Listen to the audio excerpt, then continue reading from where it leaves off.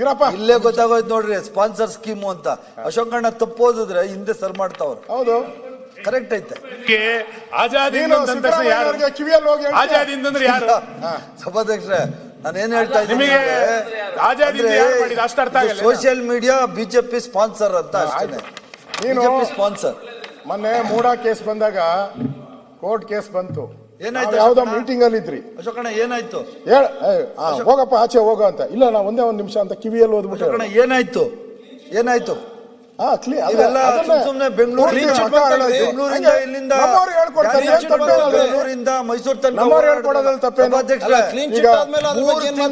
ಜ್ಞಾನೇಂದ್ರ ಇರ್ಬೋದು, ಸುನೀಲ್ ಇರ್ಬೋದು, ಯಾರೇ ಇರ್ಬೋದು, ಪರಮೇಶ್ವರ್ ಅವ್ರದ್ದು ಏನಾಯ್ತು? ಸುಪ್ರೀಂ ಕೋರ್ಟ್ ಹೋಯ್ತು, ಹೈಕೋರ್ಟ್ ಅಲ್ಲಿ ಹೋಯ್ತು, MP MLA ಎಲ್ಲ ಸೋಲು. ಅಶೋಕಣ್ಣ ನಿಮ್ದೊಂದೈತೆ ಓದ್ತಾನೆ ಇರಿ, ಪರವಾಗಿಲ್ಲ. ಅಶೋಕಣ್ಣ ನಾನು ಟಾರ್ಗೆಟ್ ಮಾಡ್ಬಿಟ್ಟಿದ್ಯಾ, ಮಾಡ್ ಪರವಾಗಿಲ್ಲ, ಐ ಡೋಂಟ್ ಮೈಂಡ್. 14 ಸೈಟ್ ಕೊಟ್ಟದನ್ನು ಸುಮ್ಮನೆ ವೇಸ್ಟ್ ಅಲ್ಲ. ನಾನು ನೀವೇ ದೊಡ್ಡವ್ರ ಹಂಗಾರೆ? ಸರಿಯಾಗಿ ಹೇಳುದು ಸುಪ್ರೀಂ ಕೋರ್ಟ್ ಜಡ್ಜ್ ಅದಕ್ಕಿಂತ ಬೇಕಾ? ಇರಪ್ಪ, ಸುಮ್ನೆ ಹೇಳ್ಬಾರ್ದು. ನಿಂದು ಮುಗಿಸಿದ್ದೀನಿ ನಾನು, ಬಿಟ್ಬಿಡು. ಮುಗಿಸಿದ್ದೀನಿ, ಆಯ್ತಲ್ಲ. ನನ್ ಟಾರ್ಗೆಟ್ ಮಾಡಿದ್ಯಾ? ಮುಗಿಸಿದ್ದೀನಿ ಅಂದ್ರೆ ಟಾರ್ಗೆಟ್ ಅದು ಎಲ್ಲಾ ಪತ್ರಿಕೆಯಲ್ಲೂ ಬಂದ್ಬಿಟ್ಟಿದೆ. ಅದು ಓದಿಲ್ಲ ನಾನು, ಓದಿದ್ನಲ್ಲ ಆಗ, ಎಲ್ಲ ಬಂದಿದೆ, ಜನ ಎಲ್ಲ ನೋಡ್ಬಿಟ್ಟಿದ್ದಾರೆ. ನಾನು ಅಸೆಂಬ್ಲಿಯಲ್ಲಿ ಹೇಳಿದ್ದೀನಿ ಅಷ್ಟೇ. ಇಲ್ಲಿ ಸುರೇಶ್ ಇವರು ಜಿ ಪರಮೇಶ್ವರ್, ನಾನು ಆಜಾದ್ ಹಿಂದೂ ಫೌಜ್ ಸ್ಥಾಪಿಸಿ ಬ್ರಿಟಿಷರ ವಿರುದ್ಧ ಹೋರಾಡಿದೆ, ಆದರೆ ನೀನು ರಾಜ್ಯದ ಕಾನೂನು ಸುವ್ಯವಸ್ಥೆಯನ್ನು ಹದಗೆಡಿಸಿ ಗೃಹ ಇಲಾಖೆಯನ್ನು ಭ್ರಷ್ಟರಾಗಿ ಮಾಡಿದ್ದೆ. ಇದು ನೋಡಿ, ಅವ್ರ ಮೇಲೆನೆ ಈ ರೀತಿ ಮಾತಾಡ. ಹೌದು, ಸೋಷಿಯಲ್ ಮೀಡಿಯಾದ ಬಂದೆ. ನಾನು ಬೇಡ ಅಂದೆ, ಹೇಳು ಅಂತ ಹೇಳಿದ್ರು, ಅವ್ರು ಹೇಳಿದ್ರು. ಅದನ್ನ ಸ್ಪೋರ್ಟಿವ್ ಆಗಿ ತಗೊಂಡಿದ್ದಾರೆ ಅವರು, ನೀವು ತಗೊಂಡಿಲ್ಲಲ್ಲ ಅದನ್ನ. ಆಮೇಲೆ ಸೋಷಿಯಲ್ ಮೀಡಿಯಾ ತಗೊಂಡು ಮಹಿಳೆಯರ ಸಬಲೀಕರಣಕ್ಕೆ ಅಧಿಕಾರ ಕೊಟ್ಟರು. ಇರ್ಲಿ ಸರ್ ಅಧ್ಯಕ್ಷ, ನಾನು ಅಸೆಂಬ್ಲಿಯಲ್ಲಿ ಓದ್ತಾ ಇದ್ದೀನಿ, ನಾನೇ ಬರ್ದಿರೋದಿನ್ನ ಸೋಷಿಯಲ್ ಮೀಡಿಯಾಗೆ ಹಾಕ್ತೀನಿ. ಸೋಷಿಯಲ್ ಮೀಡಿಯಾ ಹಾಕ್ತೀನಿ. ಇದು ಅದ್ರ ಮೇಲೆ ಅಷ್ಟು ತಲೆ ಕೆಡಿಸ್ಕೊಳ್ಳೋದು ಬೇಡ. ಏನ್ ಸಮಸ್ಯೆಗಳಲ್ಲೋ ಅದ್ರ ಮೇಲೆ ಬೆಳಕು ಚೆಲ್ರಿ, ಸುಮ್ಮನೆ ಇದನ್ನ ಟೈಮ್ ಪಾಸ್ ಆಗ್ತದೆ. ಆಯ್ತು, ಬೇಡ, ಸಾಕು ಸಾಕು ಆಯ್ತು. ಏನಾದ್ರೂ ಬಾಧ್ಯತೆ ಇರ್ತದೆ ಸನ್ಮಾನ್ಯ ಅಧ್ಯಕ್ಷರೇ. ಇದಾದ್ಮೇಲೆ ಇನ್ನ ಸುಮ್ಮನೆ ಹೇಳದ್ನಪ್ಪ, ಅದಿನ್ನ ಹಾಕಿಲ್ಲ, ಹಾಕ್ತೀನಿ, ಇವಾಗ ಹಾಕ್ತೀನಿ. 2.5 ವರ್ಷ ಒಂದ್ ರೀತಿ ಕಾಂಟ್ರಾಕ್ಟರ್ಗಳದ್ದು ಬಂದಾಗ ಈ ಸುದ್ದಿಗೆ ಬಂದಿದ್ದೇನೆ ಅಷ್ಟೇ. ನಾನು ಚಿಕ್ಕಬಳ್ಳಾಪುರದಲ್ಲಿ ಮುನೇಗೌಡ ವಿಷ ಕುಡಿದು ಆತ್ಮಹತ್ಯೆ ಮಾಡ್ಕೊಂತಾರೆ, ಬಿಲ್ ಬಂದಿಲ್ಲ. ಹಲವಾರು ಬಾರಿ ಕೇಳಿದ್ರು ಕೂಡ ಹಣ ಕೊಟ್ಟಿಲ್ಲ. ಅದಕ್ಕೆ ಅವರು ಆತ್ಮಹತ್ಯೆನ ಮಾಡೋದು ಪ್ರಯತ್ನ ಮಾಡಿದ್ದಾರೆ. ನಿಮ್ಮ ಕೈಯಲ್ಲಿ ನನಗನ್ಸ್ತತೆ ಇವ್ರ ಕೈಯಲ್ಲಿ ಆಡಳಿತ ಮಾಡಕ್ಕೆ ಆಗ್ತಾ ಇಲ್ಲ. ರಾಜ್ಯದಲ್ಲಿ ಹೇಳ್ತಾ ಇದ್ದಾರೆ ಆರ್ಥಿಕ ಪರಿಸ್ಥಿತಿಯನ್ನ ನಾವು ಸುಧಾರಿಸ್ತಾ ಇದ್ದೀರಿ ಅಂತ. ಆರ್ಥಿಕ ಪರಿಸ್ಥಿತಿ ಸಿಕ್ಕ ಎಲ್ಲರ ಮೇಲೂ ಟ್ಯಾಕ್ಸ್ ಹಾಕಿದ್ದೀರಾ. ಕಳೆದ ವರ್ಷ ಸಿದ್ದರಾಮಯ್ಯನವರು ಹೇಳಿದ್ರು, ನಾವು ಈ 40% ಕಮಿಷನ್ ಆ ವಿಚಾರವಾಗಿ ಮಾತಾಡ್ತಾ ಹೇಳಿದ್ರು, ನಾವು ಯಾವುದೇ ತೆರಿಗೆಗಳನ್ನು ಹಾಕಲ್ಲ, ಲಂಚದ ಹಣ ಏನು ಹೋಗ್ತಾ ಇದೆ ಅದನ್ನ ಶೇಖರಣೆ ಮಾಡಿ ರಾಜ್ಯದ ಜನತೆಗೆ ಒಳ್ಳೇದು ಮಾಡ್ತೀನಿ ಅಂದ್ರು. ಎಷ್ಟು ಹಾಕಿದ್ದಾರೆ ಅಧ್ಯಕ್ಷರೇ? 56,000 ಕೋಟಿ. ನಾನು ಲೆಕ್ಕ ಮಾಡಿದ್ದೀನಿ, 56,000 ಕೋಟಿ ಟ್ಯಾಕ್ಸ್ ಹಾಕಿರೋದು. ಆಮೇಲೆ ನಮ್ಮದು 40% ಅಂದ್ರಿ. ನಮ್ಮದು 40% ಅಂದ್ರೆ 4 ಲಕ್ಷ ಬಡ್ಜೆಟ್ ಅಲ್ಲಿ 40% ಅಂದ್ರೆ 1,60,000 ಕೋಟಿ. ಇವೆರಡು ಸೇರಿಸಿದ್ರೆ 2,500 ಲಕ್ಷ ಕೋಟಿ. ಎಲ್ಲೋಯ್ತು ಇಷ್ಟು ಹಣ? ಎಲ್ಲೋಯ್ತು? ಇರ್ಬೇಕಲ್ಲ. ಈಗ ಅದು ಉಳಿಬೇಕು, ಇವ್ರ ಪ್ರಕಾರ ಈ ಟ್ಯಾಕ್ಸ್ ಹಾಕಿದ್ದು ಉಳಿಬೇಕು. ಈ ಹಣ ಯಾರ ಜಾಬ್ಗೆ ಹೋಗ್ತಾ ಇದೆ? ನಮ್ಮ ಪ್ರಶ್ನೆ. ಅದು 40 ಕೋಟಿ 80 ಕೋಟಿ ಇವೆಲ್ಲ ಸಿಗದಂತವು ಎಲ್ಲಿ ಲೆಕ್ಕ? ಈಗ 40 ಕೋಟಿಗೂ ಲೆಕ್ಕ ಇಲ್ಲ, 80 ಕೋಟಿಗೂ ಲೆಕ್ಕ ಇಲ್ಲ.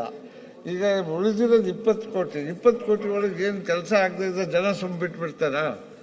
ಅದನ್ನು ಲೆಕ್ಕ ಹಾಕಿ ಮಾತಾಡ್ರಿ. ಕರೆಕ್ಟ್ ಅಧ್ಯಕ್ಷರೇ, ನೀವು ಇವಾಗ ನಾನು ಮೆಚ್ಚದೆ, ನೀವು ಕರೆಕ್ಟ್ ಅದ. ಅವ್ನು ನಂಗೆ ಹೇಳೋದಲ್ಲ, ಅವ್ರ ಮೇಲೆ ಯಾಕೆ ಅಧ್ಯಕ್ಷರ ಕೇಸ್ ಹಾಕಿಲ್ಲ ನೀವು? ಇಷ್ಟೊಂದು ದೊಡ್ಡ ಸರ್ಕಾರ ಪೊಲೀಸವರೆಲ್ಲ ನಿಮ್ಮ ಕೈಯಲ್ಲೇ ಇದ್ದಾರೆ, IAS ಅವರೆಲ್ಲ ನಿಮ್ಮ ಕೈ. ಅವ್ರನ್ನ ಯಾಕೆ ಕೇಸ್ ಹಾಕಿಲ್ಲ ಅವ್ರ ಮೇಲೆ? ಪತ್ರಿಕಾ ಪ್ರೆಸ್ ಮೀಟ್ ಮಾಡಿ ಅಫಿಷಿಯಲ್ ಲೆಟರ್ ಬರೆದಿದ್ದಾರೆ, ಮುಖ್ಯಮಂತ್ರಿಗೆ ಬರೆದಿದ್ದಾರೆ. ಯಾಕೆ ಕ್ರಮ ಆಗಿಲ್ಲ ಅವ್ರ ಮೇಲೆ?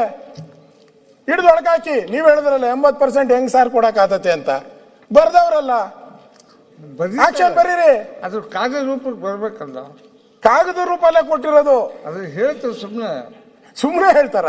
ನಮ್ಮೇಲೆ 40% ಅಂದಾಗ ಸುಮ್ಮನೆ ಹೆಂಗ್ ಅಂದ್ಬಿಟ್ರೆ ಅವಾಗೆಲ್ಲ ಡಮ ಅಂತ ಡಂಗುರ ಹೊಡೆದ್ರಿ ಎಲ್ಲ ಜನ ಸುಮ್ ಬಿಡ್ತಾರೇನ್ರಿ? 80% 40% ಅಂದ್ರೆ ಸುಮ್ಮನೆ ಬಿಟ್ಬಿಡ್ತಾರ? 20% ಕೆಲಸ ಮಾಡಿದ್ರೆ ಜನ ಸುಮ್ ಬಿಡ್ತಾರ? ಲೆಕ್ಕ ಹಾಕ್ಬೇಕಲ್ಲ. ಹಂಗಾರೆ ನಾ 80% ಇಲ್ಲ ಅಂತೀರಾ? ಇವೆಲ್ಲ ಊಹಾಪೋಹಗಳು. ಬೇಡ, ಒಂದು 60% ಆದ್ರೂ ಒಪ್ಕೊಂತೀರಾ? ಅದೇನು ಹೇಳಬೇಕು? ಒಂದು 60% ಆದ್ರೂ ಒಪ್ಕೊಳ್ಳಿ ಸರ್. ಇವು ಯಾವ ಲೆಕ್ಕ ಇಲ್ಲದೆ ಇರ್ತಕ್ಕಂಥ ಹೇಳೋದಿಲ್ಲ, ಬರೀ ಹೇಳೋದು. ಅಧ್ಯಕ್ಷರೇ, ನೀವು ಪಾಪ ಅಮಾಯಕರು. ನಿಮ್ಗೆ ಗೊತ್ತಿಲ್ಲ. ನೀವು ಕಾಂಟ್ರಾಕ್ಟ್ ಕೊಡ್ಬೇಕಾದ್ರೆ 12% ಕೊಡಬೇಕು, ಕೊನೆಯಲ್ಲಿ ಬಿಲ್ ಕೊಡ್ಬೇಕಾದ್ರೆ 7% ಕೊಡಬೇಕು. ಇನ್ನು ಇಂಜಿನಿಯರ್ಗಳದ್ದು ಅವ್ರ ಕತೆ ಗೊತ್ತಿಲ್ಲ. ನಿಮ್ಮ ಶೇಟ್ರಲ್ಲಿ ಯಾರನ್ನ ಕಾಂಟ್ರಾಕ್ಟ್ ಅಂತ ಕರೆದು ಕೇಳಿ. ಅಧ್ಯಕ್ಷ ಬಿಡಿ, ಆಯ್ತು. ಒಂದ್ ಕಡೆ ಆರ್ಥಿಕ ಶಿಸ್ತು ಅಂತೀರ, ಸಾಲ ತೀರ್ಸಕ್ ಆತ ಇಲ್ಲ. ನಾನು ಹಂಗೆ ಚೆಕ್ ಮಾಡಿದೆ ಮೊನ್ನೆ, ಒಂದು ಟೋಟಲ್ ಹಾಕಿದೆ ಕೂತ್ಕೊಂಡು, ಎಲ್ಲ ಯೂಟ್ಯೂಬ್ಗೆ ಹೋಗಿ ಎಲ್ಲ ಚೆಕ್ ಮಾಡಿದೆ. ಕರ್ನಾಟಕದಲ್ಲಿ ಯಾರು ಅತಿ ಹೆಚ್ಚು ಸಾಲ ಮಾಡಿದವರು ಅಂದ್ರೆ ಸಿದ್ದರಾಮಯ್ಯನವರು. ಅತಿ ಹೆಚ್ಚು ಸಾಲ ಎಷ್ಟಪ್ಪ? 7 ಕೋಟಿನ? ಆಯ್ತಾ? ಇಲ್ಲಿ ಬರ್ತೇನೆ. ಸಾಲ ಅಷ್ಟು 7 ಲಕ್ಷ ಕೋಟಿ ಸಾಲ ಮಾಡವ್ರು ಸಿದ್ದರಾಮಣ್ಣ ಒಬ್ರೆ. ಹೈಯೆಸ್ಟ್ ಅವಾರ್ಡ್ ಕೊಡ್ಬೇಕಲ್ಲ ಅವ್ರಿಗೆ. ಹೆಚ್ಚು ಟ್ಯಾಕ್ಸ್ ಹಾಕ್ತಾ ಇದ್ದೀರಾ, ಬೇಕಾಬಿಟ್ಟಿ ಸಾಲ ಮಾಡಿದ್ದೀರಾ. ಒಟ್ಟು ಸಾಲ ಸಿದ್ದರಾಮಯ್ಯನವ್ರದ್ದು ಟೋಟಲ್ 7.64 ಲಕ್ಷ ಕೋಟಿ. ಸಿದ್ದರಾಮಯ್ಯ ಒಬ್ಬರೇ. ಎಲ್ಲಿಂದ ನಾನು ಹೇಳ್ತಾ ಇರೋದು? ಕೆಂಗಲ್ ಹನುಮಂತಯ್ಯನವರಿಂದ ಹಿಡಿದು ಯಡಿಯೂರಪ್ಪನವ್ರಿಗೂ ಬೊಮ್ಮಾಯಿ ಎಲ್ಲ ಸೇರಿ ಅವ್ರವ್ರ ಇಂಡಿವಿಜುವಲ್ ಸಾಲನೂ ಐತೆ. ನನ್ನ ಹತ್ರ ಪಟ್ಟಿನೇ ಐತೆ, ಯಾರ್ಯಾರು ಎಷ್ಟೇ ಸಾಲ ಮಾಡವ್ರೆ. ಸಿದ್ದರಾಮಯ್ಯನವರು ಒಬ್ಬರೇ 7.64 ಕೋಟಿ ಸಾಲ ಮಾಡಿದ್ರು. ಆರ್ಥಿಕ ಶಿಸ್ತು ಎಲ್ಲಿಂದ ಬರ್ತದೆ? ಬದನೆಕಾಯಿ ಆರ್ಥಿಕ ಶಿಸ್ತು ಎಲ್ಲಿಂದ ಬರಕ್ಕೆ ಸಾಧ್ಯ? ಇಷ್ಟೊಂದು ಸಾಲ ಮಾಡಿ ಅಭಿವೃದ್ಧಿಗೆ ಹಣ ಕೊಡ್ತಾ ಇಲ್ಲ. ಆಮೇಲೆ ಪ್ರಮುಖವಾಗಿ ಈ ಗೃಹಲಕ್ಷ್ಮಿ ಹಣ, ಮಾನ್ಯ ತೆಂಗಿನಕಾಯಿ ಅವರು ಮಹೇಶ್ ಗೃಹಲಕ್ಷ್ಮಿ ಹಣ 5,000 ಕೋಟಿ. ತಾವು ಆರೋಗ್ಯ ಸರಿ ಇರಲಿಲ್ಲ, ಬೆಳಗಾವಿ ಅಧಿವೇಶನ ಅಲ್ಲಿ 5,000 ಕೋಟಿ ಹಣನ 2 ತಿಂಗಳು ಫೆಬ್ರವರಿ ಮಾರ್ಚ್ ಅಲ್ವನಪ್ಪ? ಫೆಬ್ರವರಿ ಮಾರ್ಚ್ 2 ತಿಂಗಳು ಹಣ ಹಾಕಿಲ್ಲ ಅಂತ ಹೇಳಿದ್ರಿ. ಮಂತ್ರಿಗಳು ಬಂದು ಕ್ಷಮಾಪಣೆ ಕೇಳಿದ್ರು, ಮುಖ್ಯಮಂತ್ರಿ ಹೇಳಿದ್ರು ಏನೋ ಹಾಕ್ಬಿಡ್ತೀನಪ್ಪ ಅವ್ರಿಗೆ ಅಂತ ಹೇಳಿದ್ರು. ಇದುವರೆಗೂ ಹಾಕಿಲ್ಲ, ಇದುವರೆಗೂ. ಆಮೇಲೆ ನಮ್ಮ DK ಶಿವಕುಮಾರ್ ಅವರೊಂದು ಪ್ರೆಸ್ ಮೀಟ್ ಮಾಡಿದ್ರು. ಅವ್ರೇನು ಪ್ರೆಸ್ ಮೀಟ್ ಮಾಡಿದ್ರು ಗೊತ್ತಾ? DK ಶಿವಕುಮಾರ್ ಅವರು